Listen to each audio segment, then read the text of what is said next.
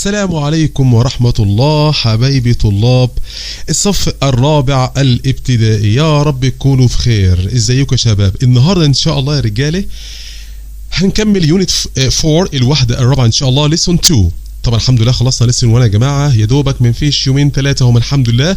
وفي ناس كتير ما شاء الله شكروا قوي قوي في الفيديو اللي فات، والحمد لله رب العالمين كله بفضل الله ومنته. النهارده ان شاء الله هنبدا اول حاجه بنيو فوكاب اللي هو اهم الكلمات بتاعه ليسون 2 في يونت 4، ونحاول نردد مع بعض، معظمها اماكن وبليسز يعني. اول حاجه مدرسه سكول، كلمه قديمه ما شاء الله، سكول. مول تجاري، شوبينج مول، شوبينج مول طبعا اكيد معروفه يا جماعه المول. سوبر ماركت، كلمة حلوة قوي، سوبر ماركت، سوبر ماركت.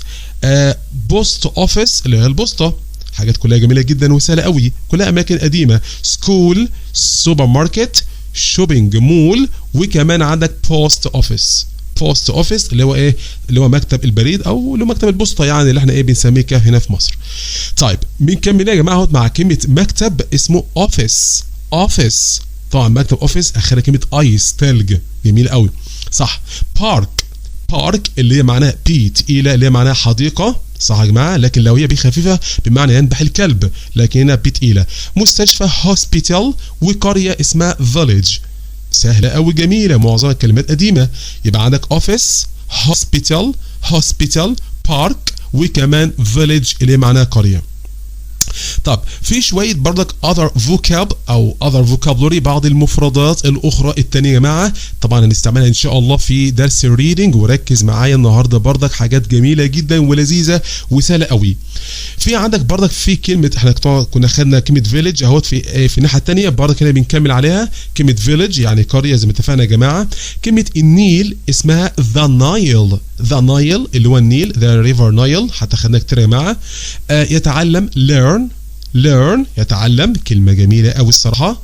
كلمة يرسل خطابات أو يبعث جوابات يعني وكده، send letters، send letters. map، map، map اللي هي خريطة، طبعا مع كلمة قديمة برضه خدتها السنة اللي فاتت جميلة. شوف village، the Nile، learn، send letters، map، كل حاجات قديمة أوي جميلة. عندك كلمة يشتري الطعام buy food، buy food. ملابس clothes او clothes اللي هي ملابس هدوم. حذاء shoes، طبعا حذاء يا جماعه كلمه برضه قديمه كانت موجوده عندك السنه اللي فاتت واللي قبلها كمان، shoes كلمه جميله قوي. كلمه يعمل او عمل تيجي اصلا verb، وكمان noun اسمه فعل اسمها work، work يا جماعه او work زي ما في ناس كتير قوي بيحب يسمعوها. عندك حاجه اسمها sick، sick بردك سيك اللي هي معناها مريض، تعبان يا عيني، ما شاء الله. كلها كلمات يا جماعه طبعا يعني سهله جدا وجميله خالص، ما فيش فيها اي صعوبه خالص. وحاول بردك تسمع الكلام نقطه تاني وتنطق معايا ان شاء الله. دلوقتي يا جماعه مع فقره بقى مس انشراح اهيت ان شاء الله اللي مكمله معانا كل المنهج يا جماعه، بتقول لنا في درس النهارده ان شاء الله يا ولادي يا حبايبي. بقى هناخد درس حلو قوي بعنوان يعني متعلق شويه بالريدنج، اسمه What do we do in these places؟ يا ترى بنعمل ايه اهوت، ماذا نفعل في تلك الاماكن؟ بنعمل ايه في الاماكن ديت؟ يعني بمعنى كل مكان يا ترى لازمته ايه؟ يعني المستشفى ديت ايه الوظيفه بتاعتها؟ المدرسه يا ترى ايه لازمتها؟ مثلا الشوبينج مول ايه لازمته؟ السوبر ماركت وهكذا. اول حاجه على بركه الله نبدا يا جماعه كوات. اول حاجه عندك السوبر ماركت، يا ترى ايه وظيفته؟ ايه الهدف منه اصلا؟ ليه الناس بتروح السوبر ماركت؟ ليه؟ عشان شوف الاجابه اهو يا جماعه، وركز معايا قوي عشان هجيب لك تمرين على الكلام ده اهو. طبعا بقول لك where we buy food، where we buy food بالعربي اهوت حيث نشتري الطعام. السوبر ماركت بتروح تشتري الزيت والسكر والحاجات دي كلها يا جماعه موجوده طبعا كلها في السوبر ماركت والمولات وكده. عندك تاني مكان مهم قوي بوست اوفيس اهو، بوست اوفيس، وعمك البوسطجي او بوست مان واقف هناك اهوت بقى بيقول لك بقى وظيفته where we send. خد بقى يا جماعه شباب، هنا where هنا منكره في كل جمل، where هنا معناها حيث، دي مش معناه اين عشان في الاخر ما فيش عندك علامه استفهام. where هنا حيث، هنا بستعملها كأداة وصل. send letters حيث نرسل خطابات في البوسطه. جميل قوي. ثالث مكان يا جماعه بعد ما خدنا السوبر ماركت والبوست اوفيس، الهوسبيتال، المستشفى. طيب يا ترى يا مستر ايه وظيفه المستشفى؟ سهله وجميله، نقرا يلا مع بعض كده. where we go when we are sick. where هنا يعني حيث، وكلمة when هنا عندما بنروح المستشفى لما كنت تعبانين. we are sick، مرضى تعبانين. جميل قوي. خش يا معلم بقى على السكول، المدرسة. طبعا اكيد عشان نتعلم فيها طبعا. where اهيت where I learn. where ايه؟ where يعني حيث، والاي يعني انا، learn اتعلم. طبعا كلمة learn اتعلم كانت موجودة عندك في الافعال فوق. حيث اتعلم في المكان دوت اللي هي ايه؟ السكول. حلو والله. كمان لسه في مكانين عندنا ان شاء الله يا جماعه، هم كلهم 6 اماكن ان شاء الله. عندك اللي هو الشوبينج مول، اللي هو طبعا المول طبعا التجاري الكبير، طبعا المولات الكبيره الضخمه قوي اللي هي مشهوره قوي دي. طب يا ترى ايه بقى؟ قال لك اهو، شوف الاجابه يا جماعه، او يا ترى ايه الجوب الوظيفه بتاعته؟ بيقول لك ايه؟ where I buy clothes and shoes. يا جماعه حيث اشتري الملابس والاحذيه. clothes او clothes and shoes، الملابس والاحذيه دي يا جماعه، دي الهدف من شوبينج مول. اما اخيرا بقى الاوفيس اللي هو المكتب. يا ترى المكتب بقى ايه اللي بيميزه يا جماعه دوت؟ فلك ايه؟ شوف الاجابه يا جماعه برضه، او ايه على جمله حلوه قوي، ولك ايه؟ where my mom and dad work. يا جماعه حيث يعمل ابي وامي. where my mom and dad work. يا جماعه دي ايه؟ الاوفيس. ما شاء الله خدنا السكول والهوسبيتال والحاجات الجميله ديت، ما شاء الله حاجات سهله جدا. طب شو بقى مع عمك شكشك بقى، الراجل بقى الطيب يا جماعه اللي كل مره بيجي فيديو عشان يقول لك ركز معايا يا بطل في الحته المهمه ديت، يعني في حته مهمه جايه معانا، والراجل دي هو بيجي ايه ينبهنا بيه. بروبوزيشن قدامك اهيت، بروبوزيشن حروف الجر مهمه جدا يا جماعه عندنا النهارده، طبعا كانت قديمه عايزين نقرا مع بعض ونشوفها. behind يعني خلفه، between يعني بين، حتى الولد اهو الولد واقع ما بين الكورتين. in front of يعني امامه، حتى قاعد قدام الكوره. above يعني فوق، ماشي، محدش يقول above. in يعني في، اهو جوه كرتونه. under تحت، او قاعد ايه تحت، او الكرة فوق يعني هو تحت الكرة. beside اللي هي معناها بجانب يا جماعه. وعندك حاجه اسمها near اللي هي بالقرب، اهي الكرة قريبه منه. on حرف جر حلو قوي معنى على، فاهو. انا بس عايز ازود لك حته جميله قوي، في بعض الكتب يا جماعه ساعات تقول لك مثلا بجانب او بجوار يعني اسمها بيسايد، وساعات في بعض الكتب تكتبها ايه نيكست تو، الاثنين صح ماشي. فنيكست تو بمعنى بجوار، بيسايد بجانب، بس الاثنين ايه؟ الاثنين بيساوي بعض. برضه يا جماعه دي حروف جر، نقول تاني يلا. بيسايد معلش behind، دي behind خلفه، between بين in front of امامه، above يعني فوق، in يعني في او بالداخل اهوت، under يعني تحت، تمام قوي. beside اللي معناها بجانب، near يعني بالقرب او قريب منه، واخيرا on على. وطبعا ما ننساش next to اللي كده اصلا بتساوي ايه؟ بتساوي beside. خد بالك من حرف جر to مهم قوي. وكمان كان في حرف جر حلو قوي اسمه in front of، يعني تحس كده ايه موقع ما بين in و of يعني. طيب مكملين يا رجاله اهوت مع درس الريدنج برضه، كان جميل قوي. وهنا ما شاء الله قريه جميله بتطل على النيل، وصاحبنا بقى زين عايش هناك. اهو الدرس بتاع زين الولد الجميل الطيب قوي، بيقول لك ايه؟ نقرا مع بعض يلا كده. My name is Zain. I live in the village next to the Nile. I live in a house with my family. نقرا تاني مع بعض ونشوف الترجمه هتنزل اهي. عندك اهو اسمي زين. My name is زين. أنا أعيش في قرية بجوار النيل. I live in the village next to the Nile. I live in a house. أعيش في منزل طبعا with my family. أعيش في منزل أو I live in a house. دي يا جماعة طبعا ممكن يقول لك إيه، اعمل باراجراف عن المكان اللي تعيش فيه، مهم جدا بيه كتير قوي امتحانات. Our house بيتنا isn't the biggest in the village. بيتنا مش اكبر بيت في البلد. اهو بالعربي هي يا جماعه اهوت، بيقول لك اهو منزلنا ليس الاكبر. خد بالك يا جماعه ليس isn't، خد بالك من كلمه isn't طبعا isn't و aren't و am not كل دي ايه؟ دي نفي جمله طبعا بمعنى لا او لم او ليس.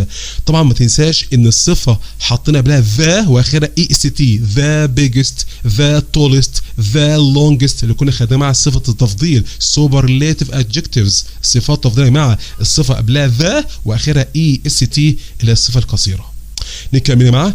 It is between a yellow house and a brown house and a brown house يعني بيقول لك بيتنا هناك اهو بين البيت الاصفر والبيت البني اهو هناك اهو. تمام. بيتهم يقع ما بين ايه؟ البيتين دول. جميل جدا. طيب ايه كمان يا معلم؟ ايه كمان يا عم زين؟ طبعا الواد زين اهوت بيكمل لنا بيقول لك ايه؟ There are tall trees behind the house وعندنا طبعا يوجد اشجار عاليه خلف البيت بتاعنا. حتى في الصور فعلا اشجار جميله هناك ايه موجوده ورا بيتهم. انا عايز حته مهمه جدا يا جماعه قبل بس ايه من الحاجه الثانيه ان شاء الله. هنا القطعه طبعا مش من وراك وخلاص، عندك هنا حروف جر.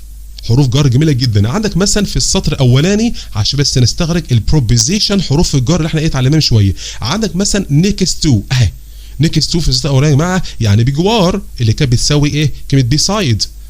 عندك هنا in فاكر كلمه in I live in a house. كمان عندك between جميله جدا لا بين مكانين. وعندك كمان هنا حاجه اسمها behind اللي معناها خلف. شوف ما شاء الله كذا حرف جر يا جماعه عشان اللي احنا ايه اللي احنا بناخده بنحاول على طول نطبقه في الريدنج عشان نفهم الكلام دوت. كلام طيب وجميل جدا. حاول برضك تقرا تاني القطعه ديت وحاول ان شاء الله تعمل لي كده باراجراف عن البيت او المدينه اللي انت عايش فيها زي ما زين كده اتكلم عن بلده. حاول انت كمان تكتب اسمك وبلدك وتبقى حاجه طيبه جدا منك لو انت عملتها لي وبعتها لي ان شاء الله في الكومنتات. طب اكسرسايز يا جماعه اهوت عايزيننا مع بعض كده ونطبق الكلام دي كلته ان شاء الله. رقم 1 يلا يا رجاله كده we buy food احنا بنشتري طعام from the منين؟ ايه المكان اللي احنا بنشتري منه طعام؟ يا ترى اوفيس ولا السوبر ماركت ولا هوسبيتال؟ حفظ الكلمات مهمه قوي السنه ده رجاله. هيكون ايه؟ ايوه صح سوبر ماركت صح. سمعت ناس بتقول لك سوبر ماركت يا استاذ لكن هوسبيتال طبعا مستشفى طبعا والاوفيس يعني مكتب طبعا صعبه جدا. اكيد الطعام من السوبر ماركت. I buy clothes and shoes from the بنشتري طبعا الاحذيه وملابس منين؟ من البوست اوفيس البوسطه ولا الشوبينج مول المول ولا الاوفيس مكتب؟ طبعا خدناها في اماكن وظيفتها يا جماعه الشوبينج مول اللي كان متخصص في اللي هو طبعا clothes and shoes الملابس والاحذيه. 3 يلا يا رجاله كده we go to the بنروح نقط when we are sick لما نكون تعبانين. تروح فين يا ترى؟ هوسبيتال مستشفى سكول مدرسه سوبر ماركت. سهله جدا يا جماعه. when we are sick اكيد we go to hospital بنروح للمستشفى صح. دي يا جماعه الوظيفه بتاعت المستشفى والهدف منها طبعا عشان ايه لما يكون مثلا ايه سك كده نروح هناك وربنا يشفينا يا رب. 4 the pink house البيت اللي هو لونه بينك is نقط the red house and the brown house. under ولا between ولا كلمه in front؟ انت عندك and انا عايز اقول لك معلومه حلوه قوي. اول ما تشوف كلمه and وهي تقع ما بين مكانين حاجه يا جماعه هاوس اهوت ومش عارف ايه اهوت لازم على طول تحط between وانت مغمض. اول ما تقول لك ايه البيت الفلاني بين البيت الاحمر والبيت البني زي ما زين كده كان بيتكلم بيتهم كان يقع ما بين البيت الاصفر والبني. There are 4 chairs نقط the balcony. there are في 4 كراسي نقط balcony in ولا under ولا next؟ في ولا تحت ولا بجوار؟ كده يا جماعه طبعا هي اكيد ان في البلكونه 4 كراسي ما ينفعش اقول اندر تحت البلكونه ما ينفعش اقول نيكست عشان نيكست عايزه 2 زي ما اتفقنا. حلو والله. طيب تعالى بقى باراجراف كمان اهوت عن ايه؟ عن look and write 4 sentences عن مدرسه واكتب عليها 4 جمل. تخيل يا جماعه ركز معايا وجي ورا معايا كده ايه شوف الباراجراف هتعمل ازاي. اول حاجه معايا زي ما اتفقنا نقول ايه this is وبعدين نقول او ان واسم المكان. المكان عندك مدرسه نكتب سكول، عندك بارك نكتب بارك، عندك فيليج نكتب فيليج، عندك بوست اوفيس، عندك شوبينج مول. المكان اللي عندك في الصوره قوم كاتبه يا معلم اهو. يبقى اول حاجه نقول ايه this is a school مثلا this is a post office على حسب الصوره اللي قدامك. تاني حاجه نكتب الوظيفه بتاعتها زي ما خدنا شويه يا جماعه. تقول ايه I learn in the school I learn in the school انا بتعلم في المدرسه. شوف على حسب ايه طبعا ايه زي اتفقنا يا جماعه، خدنا اماكن كتير فهو في الدرس وانت شوف ايه اللي عندك. I meet my friends there. I meet هنا اقابل، بقابل اصحابي. there هنا معناها هناك، قصدي ايه اللي هو ايه هناك المدرسه اللي كانت موجوده فوق في الكلام.